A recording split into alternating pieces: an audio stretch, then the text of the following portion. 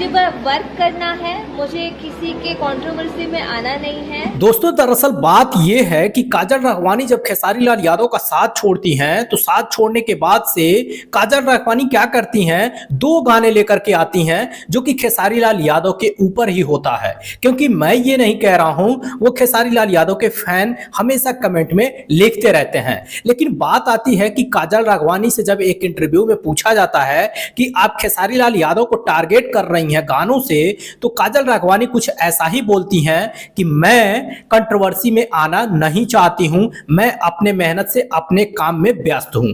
लेकिन बात करें तो दो गाने जो आए वो खेसारी लाल यादव के ऊपर लगते हैं, क्योंकि खेसारी लाल यादव हाल ही में एक डिफेंडर लिए हुए थे जिस पे डिफेंडर पे गाना आ चुका है, वो भी काजल राघवानी का। दूसरा चीज कि खेसारी लाल यादव हमेशा भैंस का नाम लेते हैं, कहते हैं कि मैं भैंस चराता था, मैं दूध बेचता था, पानी मिला करके बेचता था, ये सारी चीजों के बारे में बताते थे। और भैंस पे भी काजल राघवानी का एक गाना आ गया। लेकिन इसके पहले गाना कभी नहीं आया। गाना आया तो खेसारी लाल यादव का साथ छूटने के कुछ ही महीने बाद ये गाने रिलीज होने लगे और लगातार ऐसे गाने रिलीज हो रहे हैं जो कि खेसारी लाल यादव के नाम से, उनके बातों से, उनके गानों से मैच करता है। लेकिन आप सभी क्या कहते हैं इनके बारे में कि काजल राघवानी खेसारी लाल यादव का साथ छोड़ने के बाद से क्या खेसारी लाल यादव को टारगेट कर रही हैं या सिर्फ एक समाज के लिए गाने लेकर के आ रही हैं? कमेंट बॉक्स में जरूर बताइएगा। वीडियो को लाइक शेयर साथ में चैनल को सब्सक्राइब जरूर कर लीजिएगा।